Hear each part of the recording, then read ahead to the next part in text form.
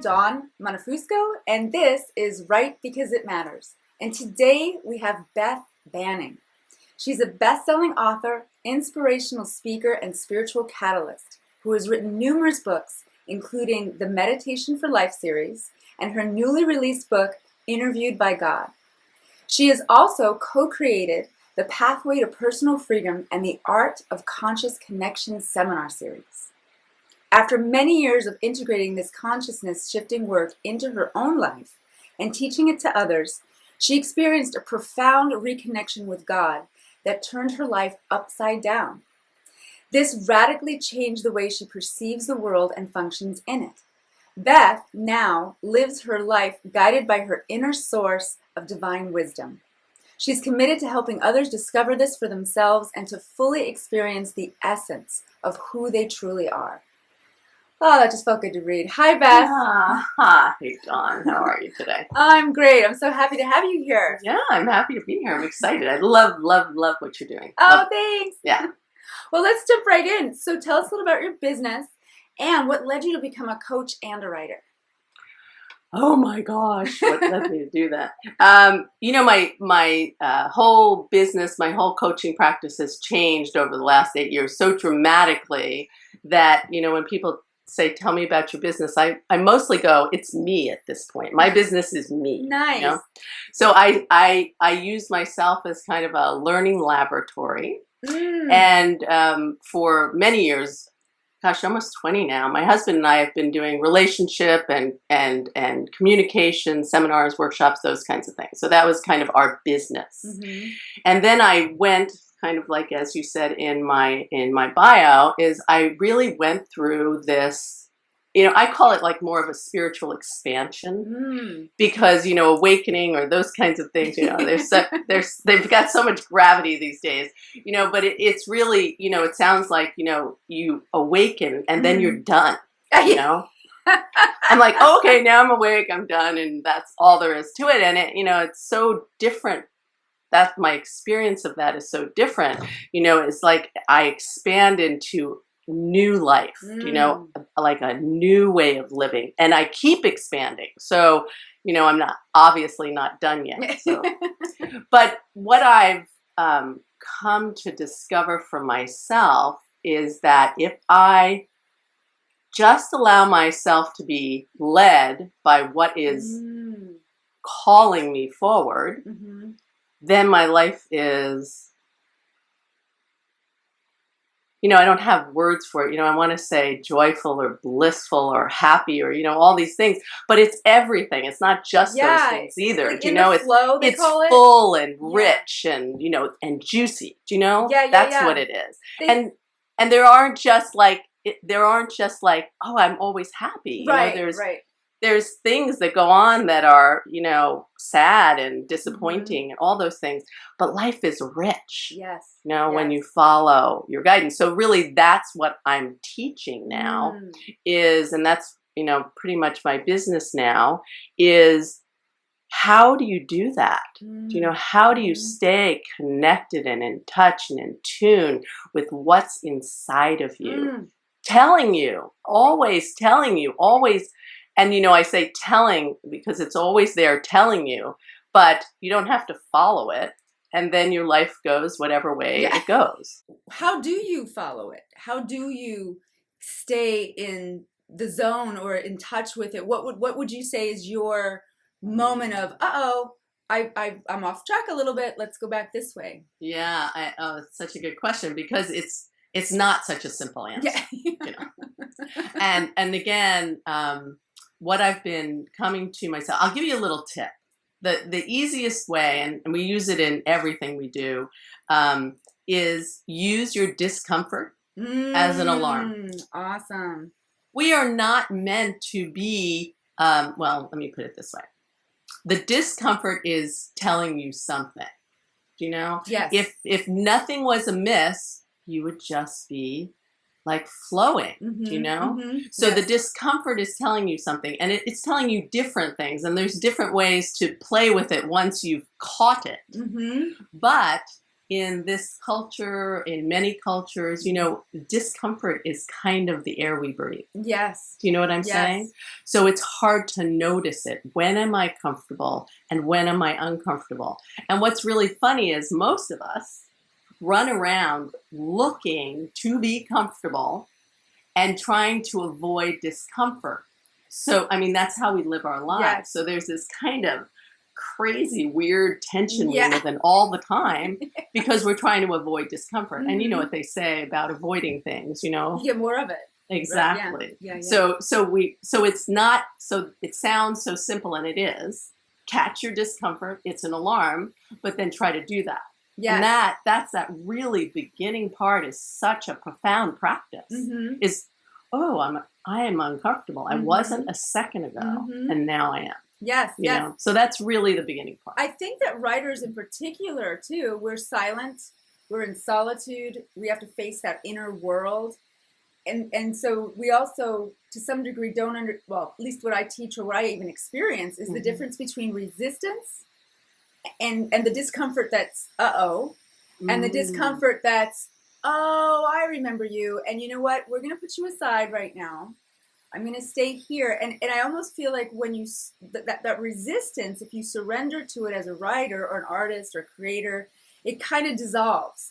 But the discomfort that's the So say you're writing something your mom told you should write and you hate it, and it just feels like crap. And then you're telling yourself, well, I guess I'm not a writer. Well, no. That discomfort might be let's shift gears into what's right for you. And there's that subtlety, right? You said something just now so profound, really, because what I'm hearing you say is there's the resistance, is what I call it, is perturbation. Ooh. And I don't know if you've ever heard the word. I've not heard that. But what it is seeds perturbate. Ooh. Okay? And when a seed is about to pop and sprout, it has this inner resistance. Oh, yes. I know that feeling. I know, right? And that's so fascinating, because remember I was saying that discomfort, it doesn't always mean the same thing. Right. Yes. But you have to catch it and then discover what it's calling you to do. Yes. And really there is a difference. And I love this, because this is just up my alley, is the work that my husband and I always did, and we've just turned it into a certification program, is distinction-based learning. Okay? Oh, I love this. And a distinction is giving you an awareness that you didn't have before. So it gives you a choice. So here you are, and this is how we live our lives, is we have the choices we know. And when you distinguish something for yourself, you give yourself a new choice. Interesting. I love So when you say the difference between, and I don't remember what you said, resistance and discomfort. And discomfort. Yeah, so that when you can look at things in a different way, so here you are going, discomfort, it's all the same. Right. When you can go, wait, there's this thing, resistance, and I'll even take it a step further and call it perturbation. Oh, yes. Because it's so specific to what you're talking about. I love that. Oh, this is great, yeah. It really is that tension. Yeah. And because we're always looking to be comfortable, we'll avoid that. And that's where our growth is. Excellent. That's totally. where that sprouting and expansion is. Oh, that's great. So awesome. I love that. I love that. There's a friend of mine's a neuroscientist, and he just sent me this quick snippet, and I'm sorry I forgot the guy's name, but he says that lobsters, when they grow, they outgrow their shell. I just heard this somewhere. Yeah, it's on Facebook all over the place. Yeah. And so they'll go behind a rock, and they get really uncomfortable, and they shed the shell in order to grow, and they go. And if it wasn't for that, they would. There's no growth without that. And that's really, that avoiding discomfort is so detrimental to our growth in every way we can imagine. I love the work you're doing. That's fantastic. Yeah, it's amazing. Well, let's see. Let's see what's number 2. I think it runs right into this. Okay. Something I hear a lot from people is they think they have to do, this is great, in terms of discomfort. They think they have to do everything alone. I love that you liked your question. That was very cute. That was great. That was so great. Yeah, when I was reading your site, you said this. So people think they have to do everything alone, especially writers. And when I tell them, even when I used to do more life coaching, not just creativity coaching, when I tell them that none of us are meant to feel alone or do things alone, it's like I see their shoulders just go, oh, and they have this relief. You mentioned this on your site, that we don't need to feel alone or do it alone. Can you tell us more about how you help people feel connected? Yeah. And, this goes back, and I sound like a broken record because everything for me goes back to your inner guidance. I love it. It has to. Yes. Because, we're running around, we're looking for the right relationship and the right house and the right car and the, blah, blah, blah, the right candles and, in our spiritual self, just the right so pen. I have looked for the right pen just to write. The right pen, which is going to give us what we want, which is some experience that, and we drive ourselves insane, and really, really what we're looking for is to connect. Right. And not with, like the connection, alone, we would never feel alone if we were connected. Right. And we are, and I want to really be clear, is we are connected, but we have to re-establish that connection that is always there because we are taught out of it. Yes. And again, it's not something like, it's not your fault that you're not, like, you don't know you have this connection. For, I don't know, generations. We're taught that our mind is the most important thing we have, and that all our answers are outside of us, and everything we want is outside of us. So, why would we think that we're connected internally, Yeah. But when you are, and I don't care what you call it, I happen to call it God, you can call it the universe, but it really matters because people get stuck on this weird word, like God. The semantics, it kills me. I know. It's almost a taboo word now. It's kind of funny, like somehow, somebody appropriated the word and we don't want to be associated with that. We can say universe. Right, the universe is okay, and I'm cool with all of it. I actually never called it God until this whole thing happened. Right. It was an easy metaphor. It's easy, but even if you don't believe in any of that, then there's something. Do you believe in anything that's more than this physical form? Do you know? Well, even science. Science will go right there. Bam. Energy. We're energy. Our electromagnetic field. We have it. I can put all kinds of wires on you and tell you that your energy walks in the door 20 feet before you. Exactly. So we are bigger than this physical form. So to have some connection inward that expands past you, absolutely, creates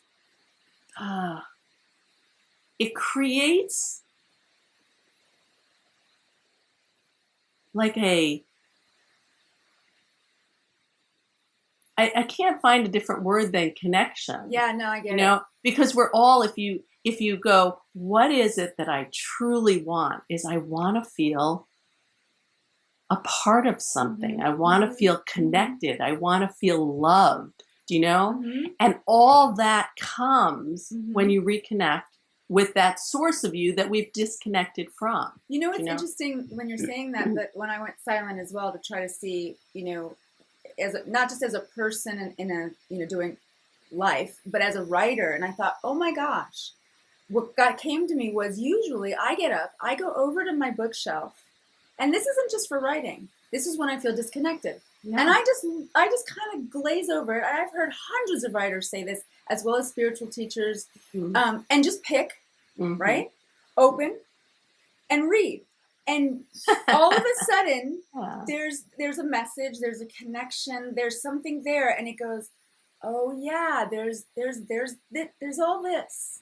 So your answer is always there. Yeah. Your answer is always there. Your comfort is always there. Your love is always there. Yeah. And then when you're connected in that way, you can go out into this world Mm-hmm. and experience it Yes. without all the fear and the Mm-hmm. defensiveness and the Mm-hmm. insecurities and the doubt that Yes. that create this insanity that Yes. most of us are living. Yeah, it's the doubt. I would say when I'm working with people, and I'm sure you do the same thing. And this came years ago when I was working with at-risk youth. Someone said something like, "I'm afraid," and I said, "Oh, fear's okay. Just don't. We're going to work on the doubt because we're going to be afraid. But what the difference between what fear and excitement is how you breathe."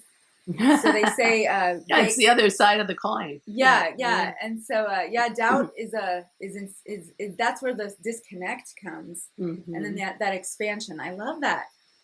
So many writers often endure a lot of solitude, and I think it's the biggest hurdle because that inner critic gets loud. So when you aren't feeling connected and expanded, and you got the critic going on, do you have any advice for writers on, and maybe just as examples of maybe what you went through with your books, when that inner critic disrupts your piece, and you don't even notice, you're already in the disruption before you can get out of it, Yeah. I mean, you can read it in the beginning of my book because I actually tell this story because when I had this spiritual expansion, I really went inward, and life was like, I thought I would be happy the rest of my life, doing nothing, really, doing like walking on the beach. I mean, going into a cave and just, whatever.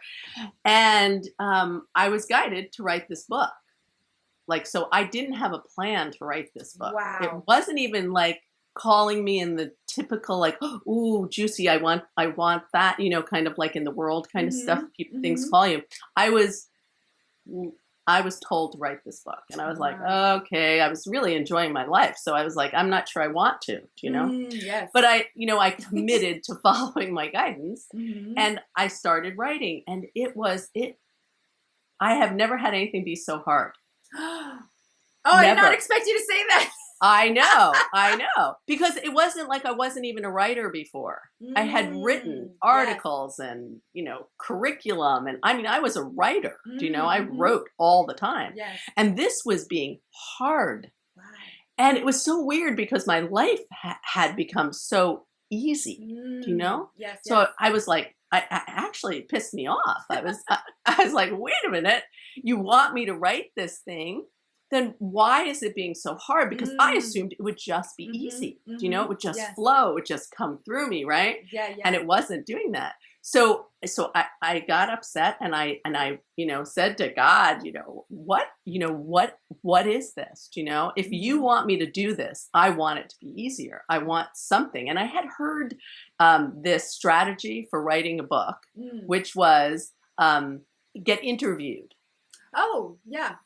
So get interviewed, then you transcribed it. I was like, oh, that's a cool idea, right? Yeah. But I had no idea what I was getting interviewed about. Oh, okay, because I didn't know what I was writing. Really, I knew that write this journey you were on, right? So what I heard was, and it's funny because I don't usually literally hear the words. It's more of a knowing. Yes. But it was super weird. Yeah. I've heard because I still doubt this stuff because it's like I have a very skeptical mind, which is good. That's good. But I from somewhere heard I'll ask and you answer. Wow. Oh, that's I'll ask great. and you answer. And I was like, what? Wow. And I heard again, I'll ask and you, and then I heard a question. And I heard, if you could put this whole experience into one word, what would it be? And so I answered the question. And every time I got stuck, I heard another question. And that's how I wrote the book. And it became like this easy process of just, I would write until I got stuck. I'd sit there and I'd hear another question. Oh my gosh, that's awesome. Isn't that crazy? That is fantastic. I was like, you can still see. Yeah, I'm like, yeah. I was blown away by just how easy the process became at that time. Well, then I had a great editor too. I can't. No, that's good. No, good editors make a difference. They really do. Yeah. How long did it take you to write? Just out of curiosity. The whole process, or just the writing of it? Just the writing of the first draft. About a year. Oh, good. And it wasn't. and I wasn't pushing it, either. Yeah. I'd get up in the morning, I'd write until I felt like I was done, and then I was done. I didn't have an agenda for timing. No, that's great. Yeah. So it was really a nice, relaxed process. You hear stories of books taking 5, 6, 7 years, or but I would say, well, from all my studies, anywhere from 90 days to a year is actually the best. Oh yeah. And then edit, then sculpt. That was another 1.5 year process. Yeah. And that's normal. Yeah, that's great. Which was a great process, by the way. I loved the editing process. Yeah. Oh, the editing is so much fun. So much fun. So I try to get my clients and my students when I was teaching in college to understand. I'd be, no, just keep writing. Oh, you're gonna love editing. Writing, That's right. Because I would say writers love to have written. That's right. I'm done now. No, you're not. No. I love it. I mean, I guess you can do it a couple of ways, but I really had fun with my editing. That's great. Well, so you say in your video, we're all meant to be happy and be the way you are in every moment and relax into it. Oh gosh, wouldn't that be like amazing? Can you imagine everybody just relaxing and just being themselves? Yeah, it's just being themselves. Because we're always usually putting on some kind of a show. Some kind of facade. Not even intentionally. No. I catch myself all the time. I went, who's that? Yeah. Who is that? I have the writer and spiritual guide Adi Ashanti. He's in terms of differentiating. He says the personality of you just did that. Not you. And so I've been saying that sometimes. I'm like, ooh, the personality of me just was acting a little scared there for a second, Exactly. But can you tell us about the message? What I love, especially that video about you really believe and know. I wouldn't say it's a belief. It's a knowing that people are meant to be happy. Mm-hmm. And you seem to have this mission to help people just surrender into life, which I love that word, surrender.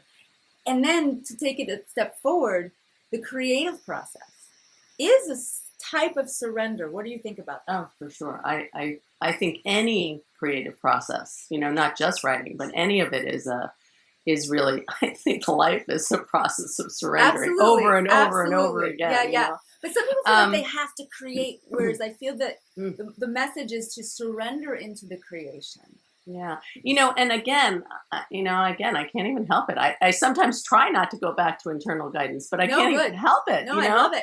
It's like, because when you're connected in that way, it's much easier to surrender. Absolutely. You have something to surrender to. Mm-hmm. Do you know what I'm saying? Yes. It's like you can just relax and know that your next step will be there when you get there. Yes. See, this is the funny thing about internal guidance as well, and here's another distinction, okay? There's a difference between internal guidance and fortune telling. Oh. Because what we want as like these people who want to be comfortable is we want to know the future. So you ask, even if you have a process of asking, whether it's, and that's a whole nother thing. Excuse me, is that you ask, and then if that doesn't happen just the way you imagined it would, then your guidance is no good. And you have doubts and you have insecurities and that's guidance. But what I've really come to know is that really our guidance system is a 3-part system. And it's a system of checks and balances. And so you never have to doubt, because you can check it. Right. And you start to understand that guidance is also momentary. Because we are energy, and energy changes, that if you ask in one moment and ask 10 minutes later, it might be different. Definitely, yep. And this is what people don't get. So that's where you can relax into life is now. Yes. And it's now, and it's now, you know? Yes. So you can go, if you feel any discomfort or doubt, you can go, what do I do now? Right now. And then you have your next step. And once you're in motion, you're back out of doubt. That doubt? Yes. So I forgot your question. No, that's great. No, it was about surrendering into the creative process. And when you talk about doubt, what I love about that moment, and again, in terms of writing, just like Julia Cameron talks about in The Artist's Way, with the writing, sometimes I'll say, if you get stuck, don't pick the pen up or don't stop typing. Just go into that now. And if your story takes a turn, that's okay. That's so perfect. Just follow where you're going. So perfect. And it will work. And one of the things about this in relation to what you just said is, again, because we're trying to avoid discomfort and feel comfortable, we're missing so much of life. Yes. Because there's a lot in your discomfort. So if you feel doubtful while you're writing, if you quiet down and kind of go within and feel whatever it is you're feeling, one of the parts of your internal guidance is actually your physical body. Yes. If we do not, some people talk about it as your intuition, because a gut feeling, but there's much more to it. It's like it's almost like a process of filtering, like thoughts and emotions and things that have happened from now and the past and all kinds of things. So if doubt or any kind of discomfort comes in and you can just quiet and find it in your body and then feel it and kind of observe it until it moves, there's an expansion in that movement. Like it's a real quick little tip to just move from stuckness to motion. Because again, we're energy. So if you find the stuckness, and usually it's in your body at that point. Oh, definitely. And really go into that. I mean, there's a kind of a quieting process and a bit of a process, but simply to just find where it is and then keep your awareness on it until it shifts in some way. Yeah. Like, don't push it away. Nope. Don't try to go do something else. Just allow that. It's offering you something. Yeah. And it dissolves. It does all kinds of crazy stuff. Yeah. My experience. yeah, that's true, actually. Yeah. They say your fear, find it in your body, sit with it, and just be one with it. Don't try to avoid it and push it away because you get more of it, right? You just and have no agenda with it, really. Yes, that's a good point. Because it really does, even if you go in, and I have had experience where it just dissolves, it's just gone. But I've had experiences where it'll move to a different part of my body, and then this thought will come up that will lead me somewhere totally else that I was never even like I couldn't have imagined it. Do you know what I mean? Yes. So again, with no agenda, then magic can happen. Yes. I don't know. My agenda usually constrains me. Yeah. I'm so much less smart than I was going to ask about meditation. I mean, meditation is definitely, and I love. I signed up for the daily note from God, which, by the way, is awesome. I forget every day. I forget. Every day I forget, and every day I get it, and I go, oh yeah. So it's so fun. But meditation, I think, is one of the. I mean, now it's, thank God, it's gotten into the mainstream more, which is a blessing, because people used to make fun of, well, this meditation, this mindfulness, and my mother, God love her, it was on Fox News, so it's real now, and she'd laugh. Great. She'd laugh. I have to laugh, but it's great. Tell us about how important. Just give the audience your spiel on how important meditation really is, even if it's 10 minutes a day. Well, I've written 3 books on meditation. Yes, that's why I wanted to ask. It certainly is part of my life, and I believe a huge, huge first step. Do you know? Yes. And again, it's mostly about a quieting process, and it's so funny because I will switch to things. I'm not. I love structure, and at the same time, I don't live in it all that well all the time. So I give myself permission to change it up. Yes. So what I want to say about meditation is that it's a quieting process. It gives you space. So even if you don't want to meditate, to give yourself quietness. Go sit in nature, and that's why, one of the books is mindfulness, because mindfulness meditations, because we don't all we aren't all able to meditate in the traditional sense. Mm-hmm. Do you know? And Yes. I wasn't a meditator for many years, Yes. really. Mm-hmm. So quietness is what's so important, you know, Mm-hmm. is to give ourselves a time or space to expand into what is meant to be in the next moment, because we're always so busy and absolutely. so moving. And I love what you said, because it is so much more mainstream. If I think there was, was I talking to? I had done a bunch of interviews. Oh, Bill, I forgot his name now, but the man who started Ashoka, which is the entrepreneurial, like crown jewel of business, you know, that he helps entrepreneurs actually get you know, beautiful things out in the world. Wow. But anyway, he said that he interviewed like hundreds of entrepreneurs, and what he found over and over again that he was surprised about is that the most successful entrepreneurs have some kind of meditation practice. But nobody's talking about it. Do you know what I'm saying? Everybody still thinks it's like this secret thing. You know? Tony Robbins, ever since I heard this quote every day, you know, I used to do 10 minutes a day, then an hour a day, you know, and back and forth. But he said the greatest line: if you don't have 10 minutes, you don't have a life. There you go. And it was just, and I've done weird things. I remember once I was like, when I wanted to get going in my meditation and I had stopped, I would literally stop at a park if I was walking my dog and think, well, I can go sit for 10 minutes in quiet. And I mean, anywhere. But like, why am I making this, you know, remember the perfect candle? Yeah. You know, the perfect this, the perfect that. Exactly. But every entrepreneur does it. That is the big ones. Yeah, the ones that actually make something, because they need the space for those ideas to come in. They don't just come. We cannot think of them. It's it's like we're not that smart. Right. The smartness comes from that collective, that, and you can only connect with that in quiet, quiet, whatever that looks like to you.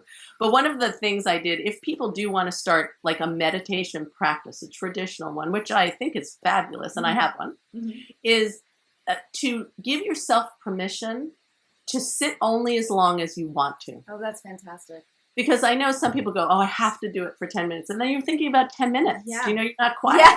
It's true. It's so true. To just go, I'm going to sit as long as I want to, and just go and just be quiet. You know, if you think, don't worry about it.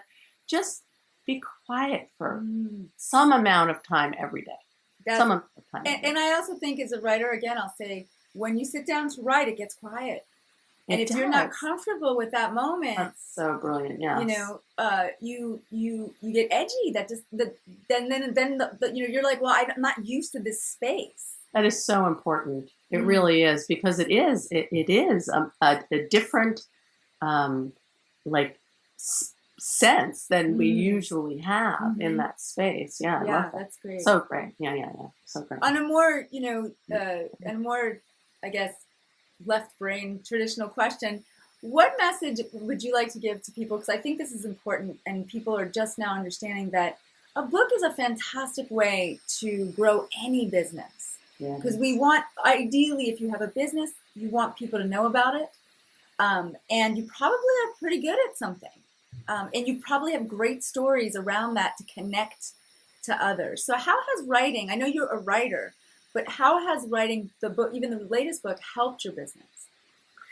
Well, you know, it's interesting, because a book still is a calling card. It gives you a appearance of expertise, even if you know you just have the book and you've done nothing else. Truly. Excuse me 1 second. Yeah, sure. I'll sip. We'll pause.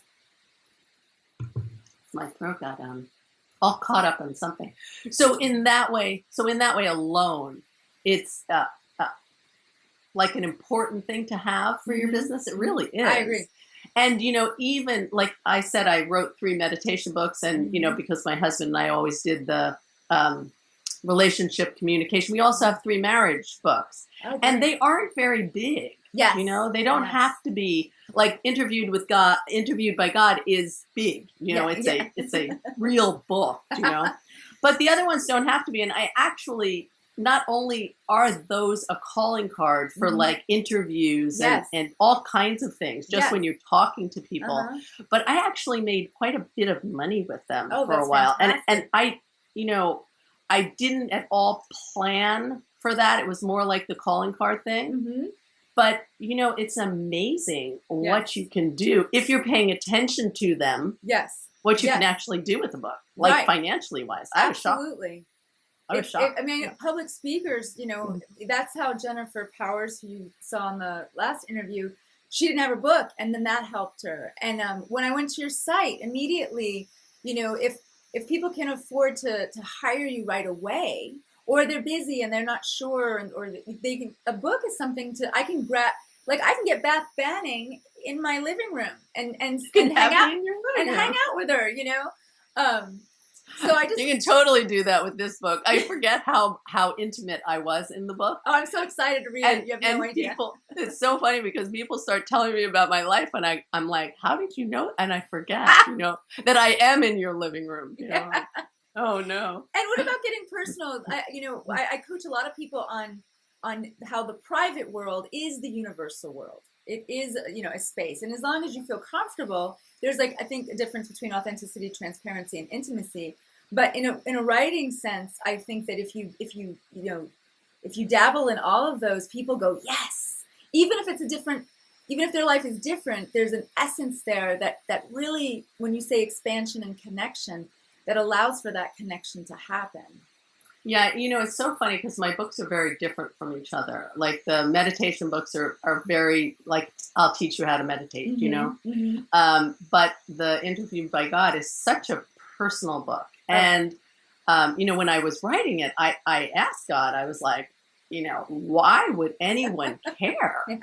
Really? I mean, I think my life is interesting, but, they think their life is interesting, And what I got was, and I think so important, is that, and this is about telling your story, is that we all have, we're all very close, like we keep ourselves close.